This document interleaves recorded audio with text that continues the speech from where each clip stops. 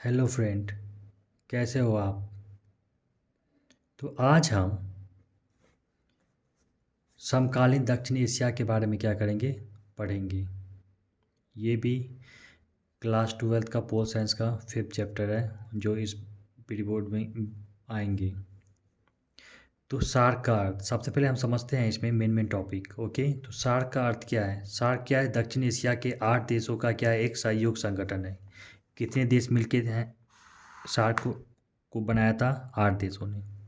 इसकी स्थापना याद रखना, स्थापना कब हुई थी, 1985 में हुई थी। कहाँ पे हुई थी, ये भी क्वेश्चन आते हैं। ढाका में हुई थी।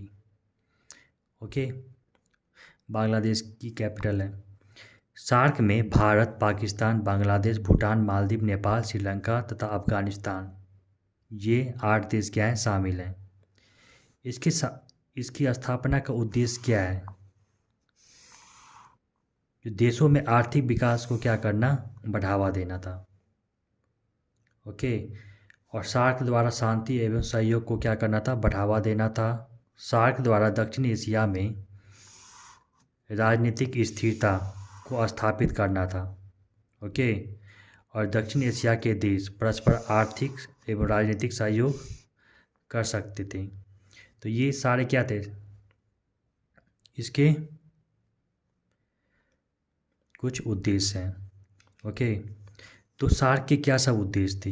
तो पहला तो ये बताएंगे, जो सार्क के उद्देश्य यह थे, जो एक दूसरे को क्या करना, विकास में सकारात्मक सहायता देना।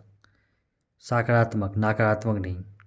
ओके, दूसरी चीज़ ये था, जो शांतिपूर्ण ढंग से क्या कर सके, कोई भी समाधान कर सके अपनी समस्याओं का। देश के अधिक से अधिक सामाजिक एवं सांस्कृतिक उन्नति करना, और देशों में सामूहिक आत्मविश्वास क्या करना, पैदा करना। ये सारे क्या थे, इसके उद्देश्य थे। तो यानी सार्क के क्या है, 8 देशों का एक सहयोग संगठन है, जिसकी स्थापना 1985 में क्या हुई थी। ये दक्षिण एशियाई देशों के लिए है। भारत भी क्या है, दक्षिण एशियाई देश में आते हैं। ओके, तो अब हम इसके बाद क्या देखते हैं। अब इसमें मैं कुछ कुछ एक एक नंबर वाले क्वेश्चन देख रहा हूँ। जैसे सार्क, इसका मुख्य संगठन क्या था, दक्षिण एशिया महत्वपूर्ण क्या था, संगठन है। ओके, ये दक्षिण एशियाई देशों को क्या करता है, जोड़ता है। 14वें सार्क सम्मेलन कहाँ पे हुआ था, तो अफगानिस्तान में हुआ था। दक्षिण एशिया का कौन सा सैनिक तानाशाह से प्रभावित रहा, पाकिस्तान, क्योंकि अभी भी है वहाँ पे। जब पाकिस्तान ने बांग्लादेश का संकट का सामना किया था, ओके, तो उस समय कौन था, याहिया खां, वहाँ का शासक था पाकिस्तान का। दक्षिण एशिया के किन्हीं 2 देशों के नाम लिखे, जो स्वतंत्रता के बाद लगातार लोकतंत्र पाया गया। एक तो भारत और दूसरा श्रीलंका।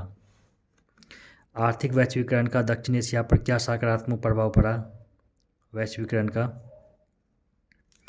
तो एक तो बताएंगे, एशिया में आर्थिक सुधार किए गए, मुक्त व्यापार को बढ़ावा दिया गया, और आर्थिक सुविधाओं का क्या हुआ, गुणात्मक सुधार हुआ।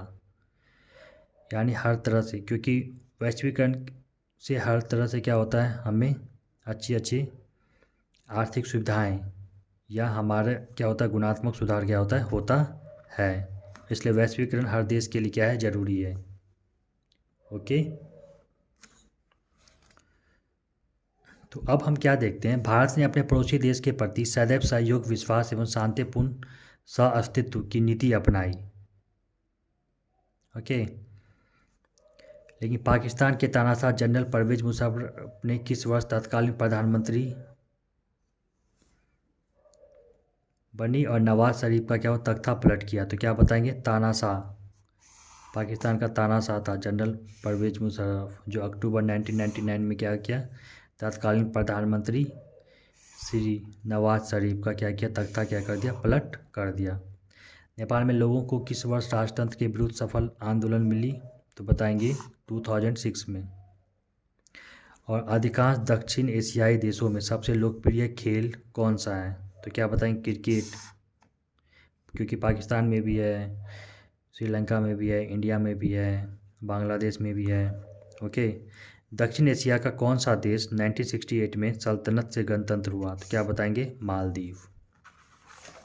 अब देखो यहाँ पे भारत और पाकिस्तान के बीच हाल में क्या सब समझौते हुए। एक तो 2004 में श्रीनगर मुजफ्फराबाद के बाद बस सेवा शुरुआत की गई थी।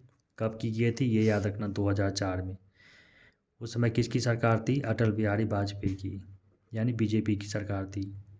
भारत पाक ने परस्पर आर्थिक समझौते किए, ये इसका सेकेंड पॉइंट हो गया। उसके बाद भारत पाक ने साहित्य, कला एवं सांस्कृतिक और खिलाड़ियों को वीज़ा देने के लिए क्या किया? आपस में क्या किया? समझौता किया। ये सारे क्या हैं? भारत पाकिस्तान के क्या हैं? समझौते हैं।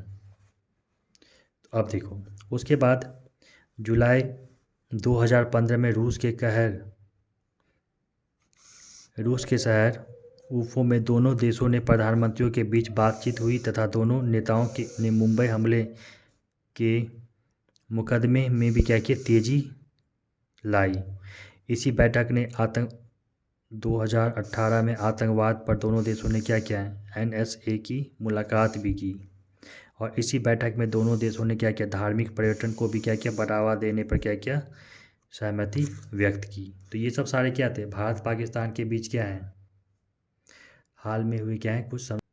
हाल के समझौते हैं।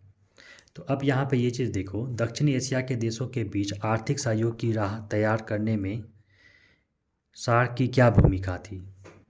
तो सबसे पहले तो ये बताएंगे, आपसी सहयोग के बिना, क्योंकि कई देशों का यह मानना था कि आपसी सहयोग के बिना उन्नति नहीं हो सकती है, जिसके कारण विश्व के लगभग सभी राष्ट्र आर्थिक उन्नति के लिए एक दूसरे पर क्या हो गए? निर्भर हो गए। तो इसी आपसी सहयोग को बढ़ाने एवं पर दक्षिण एशियाई देशों ने क्या किया? 7 देशों ने दक्षेस की स्थापना की और सार्क ने दक्षिण एशिया के सदस्य राष्ट्रों की भी आर्थिक उन्नति के महत्वपूर्ण भूमिका क्या की? अभिनीत की। और आर्थिक सहयोग को क्या बढ़ाने के लिए 1995 में सार्क देशों ने साप्टा को लागू किया, जो इसका काम क्या था? अधिक बढ़ाने के लिए था, यानी और अधिक क्या करना था? सहयोग करना था। 12वें शिखर सम्मेलन में साप्टा वर्ष 2006 में लागू करने की क्या की गई थी? अनुमति दी गई थी। ओके, तो साप्टा जो 1995 में सार्क देशों ने लागू किया था, उसका बस एक ही ये था योगदान, जो मतलब आर्थिक व्यवस्था को और अधिक तेज करना था। ओके, तो आर्थिक क्षेत्र में सहयोग का महत्व क्या है? तो सार्क देशों द्वारा अपनाए गए आर्थिक सहयोग के कारण क्या है? निम्न हैं। वो कौन कौन से कारण थे? एक कारण तो यह था, जो इस क्षेत्र के लोग जीवन स्तर में क्या हुआ? भारी सुधार आया। दूसरा पॉइंट क्या बताएंगे? इसने आर्थिक विकास को भी क्या कर रखा था? तेज कर रखा था। उसके बाद इसने एक दूसरे पर से विभिन्न प्रकार के कर हटाने का भी क्या किया था? व्यापार को बढ़ावा दिया था, यानी कोई भी टैक्सेस क्या करेगा? नहीं लेगा। दक्षिण एशियाई देशों की अर्थव्यवस्था में क्या हुआ? जिसके कारण सुधार आया। ओके, और सार्क देशों के संबंध भी क्या हुए? और अधिक क्या हुए? मजबूत हुए। तो ये सब सारे क्या थे? आर्थिक क्षेत्र में क्या हुआ था? सार्क का ये क्या था? उद्देश्य था। और ओके, उसके बाद क्या था? सार्क की कुछ सीमाएं भी थी। सीमाएं क्या सब थी? तो सीमाएं मतलब क्या होता है? लिमिटेशन। तो इसकी यह सीमाएं थी, जो भारत पाक के कटु संबंध क्या हो गए? रुकावट क्या हुआ था? पैदा हो गया था। सार्क के सदस्य देश भारत जैसे बड़े देश पर क्या करते? पूर्ण विश्वास नहीं रख पा रहे थे, और अधिकांश देशों ने आंतरिक अशांति एवं अस्थिरता का क्या किया? मार्ग में क्या किया? रुकावट लाया। और सार्क देशों की अधिक मात्रा में अनपढ़ता। तो अनपढ़ता ये सब के कारण यहाँ पे बेरोजगारी बढ़ गई, भुखमरी बढ़ गई, जिसके कारण इसकी सफलता का क्या है? ये बाधा पैदा करता था। ओके, अब देखो यहाँ पे सार्क के क्या है? सार्क की सफलता के सुझाव कौन कौन से हैं?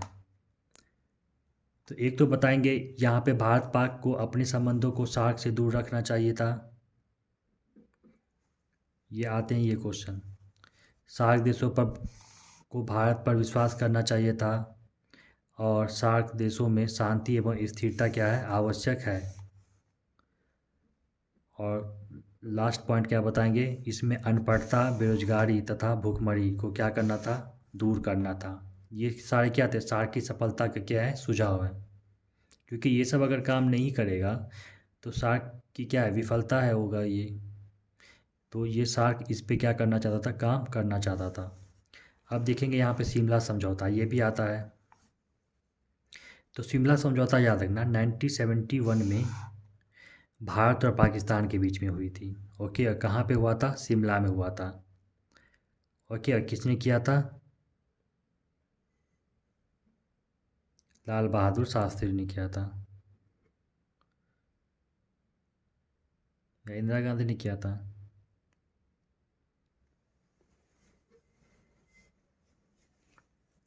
इंदिरा गांधी की होगी। ओके, तो इसके बाद देखो यहाँ पे पाकिस्तान ने शिमला में एक समझौते पर हस्ताक्षर किए, जिसे शिमला समझौता क्या किया जाता, कहा जाता है। इसमें क्या था, दोनों राष्ट्र अपने पारस्परिक झगड़ों को क्या करेंगे, द्विपक्षीय बातचीत से क्या करेंगे, हल करेंगे। ओके, दोनों राष्ट्र एक दूसरे की राष्ट्रीय एकता, अखंडता और स्वतंत्रता का क्या करेंगे, ख्याल रखेंगे और सम्मान करेंगे। ओके, दोनों राष्ट्र एक दूसरे की क्षेत्रीय अखंडता और राजनीतिक स्वतंत्रता के विरुद्ध क्या करेंगे, बल प्रयोग नहीं करेंगे, न किसी को धमकी देंगे। और दोनों देशों द्वारा परस्पर विरोधी प्रचार क्या किया जाएगा, नहीं किया जाएगा। ये सब सारे क्या थे, शिमला समझौता में क्या थे, ये सब सारे तथ्यों को क्या किया गया था, रखा गया था। और लास्ट पॉइंट क्या है, दोनों देशों के परस्पर समान संबंध स्थापित करने का प्रयत्न किया गया था, जिसके कारण हमारे संबंध क्या हो, अच्छे हो। अब 1971 में मैत्री संधि, यह मैत्री संधि किसके बीच में हुआ था, शेख मुजीब रहमान 12 जनवरी 1972 को बांग्लादेश के प्रधानमंत्री बने।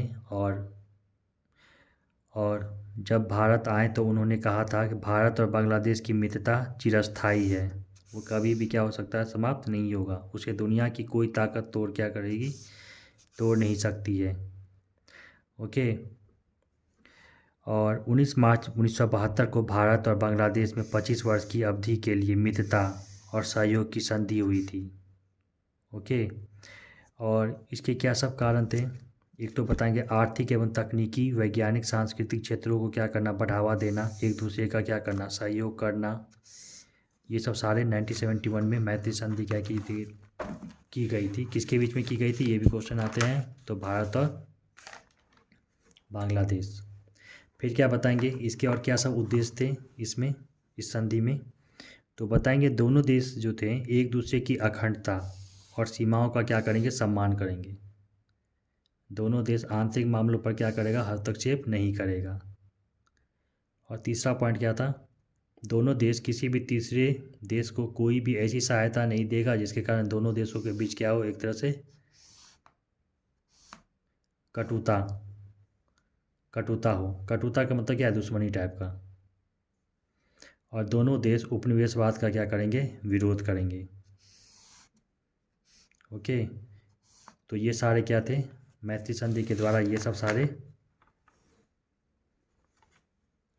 तथ्यों को क्या किया गया था, रखा गया था। तो इस तरह से हमारा ये भी चैप्टर क्या होता है, समाप्त होता है। ओके, तो इसमें जो 3-4 चीज़ें जो हैं उसको आप लोग अच्छी तरह से देखिए। तो हमारा समकालीन दक्षिण एशिया, यानी ये चैप्टर क्या हो गया, समाप्त हो गया। इसमें मुख्यतः शिमला समझौता देख लेना किसके बीच में होता है, भारत पाकिस्तान। मैत्री संधि कब हुई थी, ये इसके बीच में हुआ था, क्या उद्देश्य थे, सार्क का क्या उद्देश्य है, ये सब सारे इंपॉर्टेंट क्वेश्चन हैं। ओके, सार्क की सीमाएँ, ये सब भारत पाकिस्तान के बीच में संबंध कैसे हैं, भारत बांग्लादेश, भारत श्रीलंका, ये सब सारे संबंध क्या होते हैं, आते हैं। ओके, तो थैंक यू, बाय बाय। आगे हम लोग क्या करते हैं, अब नेक्स्ट चैप्टर जो पढ़ेंगे हम लोग अंतर्राष्ट्रीय संगठन। ये सबसे इम्पोर्टेंट चैप्टर है। ओके, बहुत सारे क्वेश्चन क्या होते हैं इससे आते हैं, 1 नंबर के भी आते हैं, 2 नंबर के और 4-5 नंबर के आते हैं। ओके, ठीक है, तो हम लोग आगे नेक्स्ट क्लास में मिलते हैं। Okay, bye bye.